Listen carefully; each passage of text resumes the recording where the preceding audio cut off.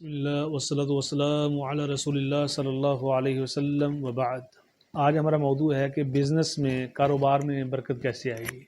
ہر بندہ ہی خواہش مند ہے، وظیفے بھی پوچھتے ہیں، اذکار بھی پوچھتے ہیں، دعائیں بھی پوچھتے ہیں، دعائیں کرتے بھی ہیں، کرواتے بھی ہیں، اور کاروبار کے لیے تو نماز بھی پڑھ لیتے ہیں، کاروبار کے لیے وظیفہ بھی کر لیتے ہیں، کاروبار کے لیے سوچ نماز بھی پڑھ لیتے ہیں، کاروبار کے لیے رات کو اٹھ کے لوگ نفل بھی پڑھ لیتے ہیں، لیکن پھر بھی لوگ پریشان کہ برکت نہیں آتی۔ پتہ نہیں، شاید برکت اس طرح سے نہیں آتی جس طرح کی وہ چاہتے ہیں۔ تو اس سلسلے میں اللہ کے نبی علیہ الصلوۃ والسلام کا جو معمول ہے، جو طرز عمل ہے، جو آپ نے اسوہ حسنہ دیا ہے، آپ صلی اللہ علیہ وسلم بیان فرماتے ہیں والذی جاء بالصدق وصدق به اولئک هم المتقون، کہ وحی الہی ہے، اللہ تعالیٰ کے ارشاد گرامی ہے کہ جو شخص سچ لے کر آیا اور جس نے اس کی تصدیق کی، اولئک هم المتقون، یہی متقین ہیں، لہم ما یشاءون عند ربہم، ایسے لوگوں کے لیے ان کے رب کے پاس وہ ہوگا جو وہ چاہیں گے، ذالک جزاء المحسنین، نیک لوگوں کو بدلہ اللہ ایسے ہی عطا فرماتے ہیں۔ اور پھر سچ کے حوالے سے اللہ کے نبی علیہ الصلوۃ والسلام نے بالخصوص جو بزنس مین ہیں، کاروباری لوگ ہیں، ان کے لیے فرمایا، حدیث کے الفاظ ہیں صحیح البخاری کتاب البیوع کے اندر، البیعان بالخیار، کہ دونوں سودا کرنے والوں کو اس وقت تک اختیار ہے جب تک وہ جدا نہیں ہوتے۔ فَإِن صَدَقَا وَبَيَّنَا،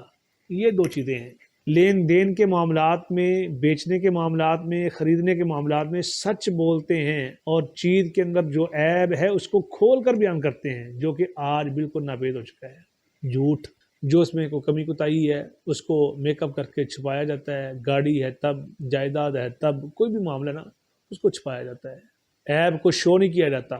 تاکہ ریٹ کم نہ ہو جائے۔ ریٹ اگر کم نہ ہو لیکن برکت سے تو وہ محروم ہو جائے گا۔